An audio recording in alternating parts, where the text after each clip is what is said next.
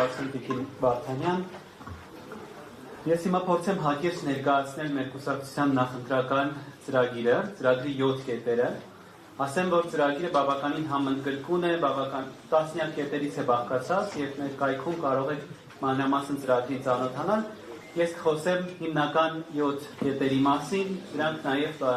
միջոցառման մեկնարկին բաժանվել են ձեզ։ Նախ ասեմ, որ մենք ծրագիրը մշակելիս մենք առաջնորդվել ենք մի մտքով, ինչպիսի պետություն ենք ուզում կառուցել։ Այս 7 կետերը, ինչպես շատ քիչ հետո կտեսնեք, վերաբերում են ինչպես երկրի արտաքին քաղաքականությանը, սոցիալ-տնտեսական զարգացման ուղղություններին, ժողովրդագրությանը, հավասար հնարավորություններին,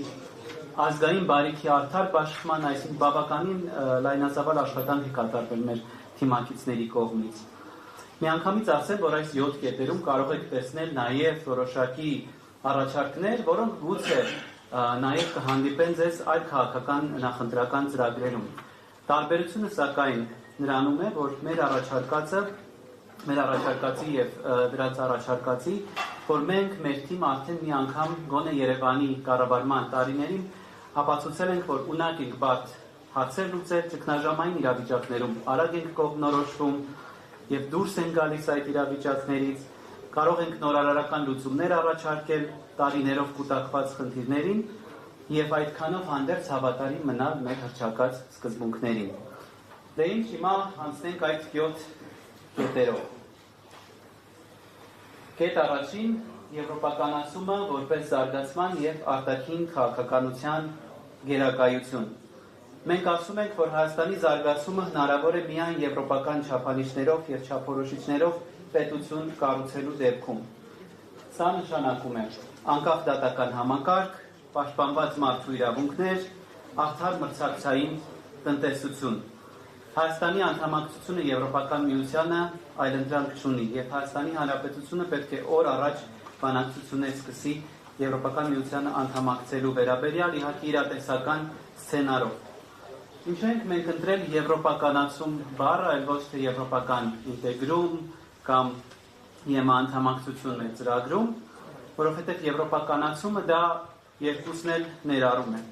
Մենք շատ լավ գիտակցում ենք, որ մեր աշխարհագրությունը եւ ամենատարբեր հանգամանքները խոչընդոտելու են եւ խոչընդոտում են մեր անդամակցության գործընթացը, բայց հռչակելով եվրոպականացումը որպես առաջնահերթություն, մենք արձանագրում ենք, որ եվրոպական փորձը տնտեսության, քաղաքականության, հանրային կյանքի այլ ոլորտներում մեր հիմնական նշաձողն է։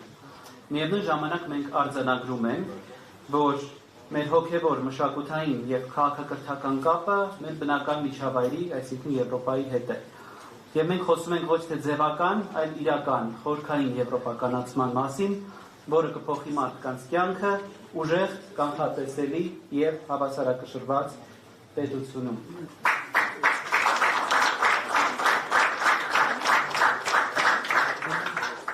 Մեր երկրորդ կետը դա օնլայն խաղատների եւ շահումով խաղերի արգելումն է։ Այսօր Հայաստանում գիտեք, որ ունենք բավականին վտանգավոր իրականություն այս մասով,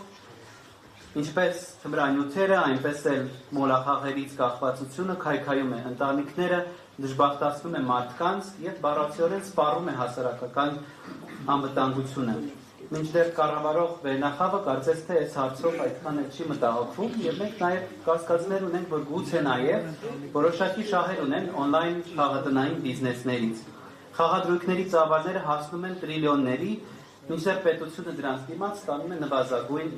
եկամուտ։ Այս մասով մենք ասում ենք հստակ. պետությունը պարտավոր է պաշտպանել իր քաղաքացիներին եւ մենք օրենսդրական նախաձեռնություն ենք առաջարկում, որը կարգելի Հայաստանի տարածքում օնլայն խաղատների եւ շահումով խաղերի եւ բեթինգի գործունեությունը։ Երրորդ կետը կտրուկ ավելացնել բազմազավակ ընտանիքներին տրվող արտոնությունները։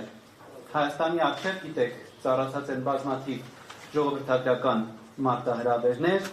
եւ մեր մարդկային կապիտալը պահպանելու եւ զարգացնելու միգրացիոն ռիսկերը կառավարելու համար պետությունը պարտավոր է ակտիվ մասնակցություն ունենալ։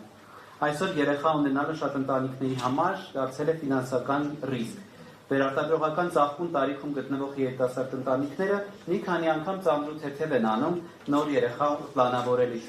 իսկ ավելի հասուն տարիքում շատ հաճախ դրան խանգարում են առողջական խնդիրները։ Այս իմաստով մենք առաջարկում ենք արմատական փոփոխություն, որը եվրոպական մի շարք երկրների փորձը հաշվի առնելով կնպաստի ծնելիության աճին։ Դա իր մեջ ներառում է երրորդ եւ յուրաքանչյուր հաջորդ երեխայի համար միանվագ նպատակային աջակցություն 5 միլիոն դրամ նպաստի տեսքով, մատչելի հիպոթեք մինչև 50 միլիոն դրամ արժեքով բնակարանի համար եւ վերարտադրողական առողջության ծրագրերի զարգացում։ Այս իմաստով մեր նպատակը շատ պարզ է։ Ընտանիքը պետք է վստահ լինի իր ապագայի վրա։ Հաջորդ կետը դա զարգ տալ սոցիալական բնակարանաշինությանն ու թարմացնել բնակ ֆոնդը։ Հայաստանի բազմաբնակարան ֆոնդը հիմնականում հին է,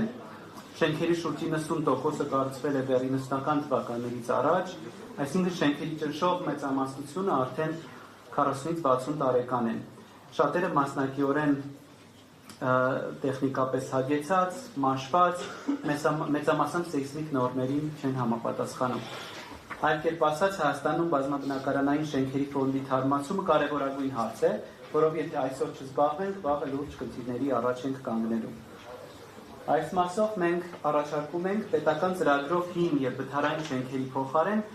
որպեսզի կառուցվեն ավելի բարձր հարկայնությամբ նոր շենքեր, հենց նույն տարածքներում դրանց փոխարեն, իսկ հին շենքերի բնակիչները բնակարան են ստանում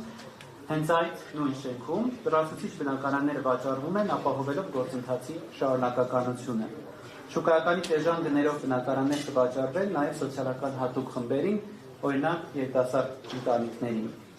Սա թույլ կտա թարմացնել քաղաքները, ապահովել մատչելի բնակարաններ եւ զարգացնել ենթակառուցվածքները։ Հաջորդը իհարկե բոլորիս համար շատ կարևոր ոլորտ է, դա հարկային բեռի թեթևացումն է։ Գիտեք, որ այսօր փոքր եւ միջին բիզնեսը կեր ծանրաբեռնված է հարկերով, եւ մենք առաջարկում ենք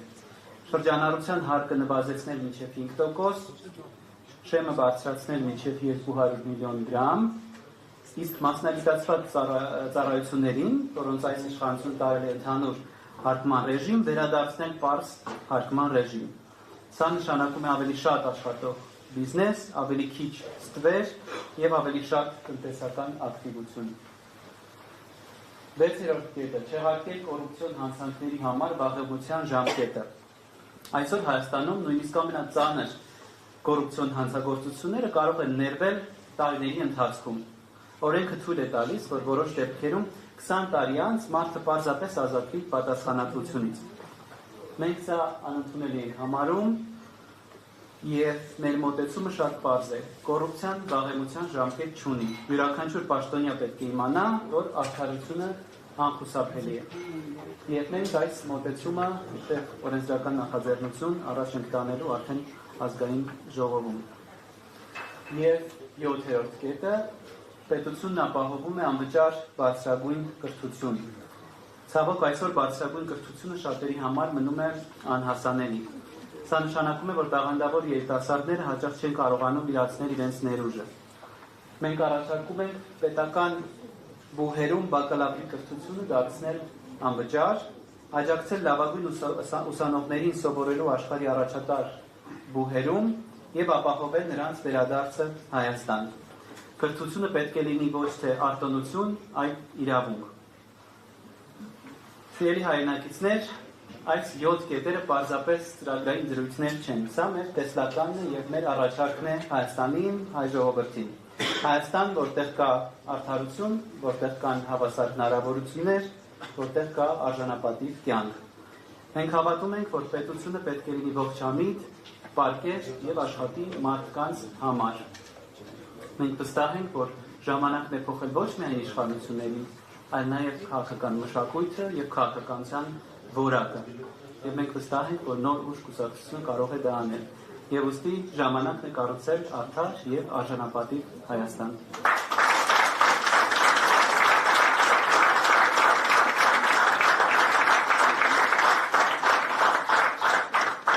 Իհարկե, սրանք մի քանի կետեր են, մանրամասն ծրագրին կարող եք ծանոթանալ, այն շուտով կհայտնվի մեր կայքում։ Ինչպես գիտեք, մենք նաև օրերս իրականացրեցինք մեր կուսակցական համաժողովը, որի ընթացքում մի քանի կարևոր որոշումներ են կայացրել եւ դրանցից մեկը կուսակցության վարչապետի տեխնացուի հարցն է եւ ուզում եմ հայտարարել, որ նոր ուժ սոցիալ-դեմոկրատական կուսակցության վարչապետի տեխնացուն է Հայկ Մարությանը։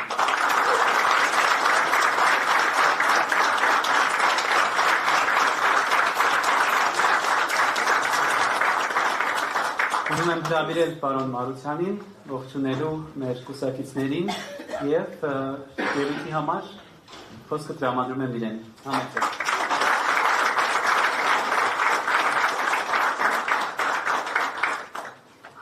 Շատ շնորհակալ եմ, բայց ես հարգելի կուսակիցներ, սիրելի ժողովուրդ, շատ ուրախ եմ ձեզ այսօր տեսնել, մի քանիսի վաղուց չեմ տեսել, մի քանիսի հետ ամեն օրվա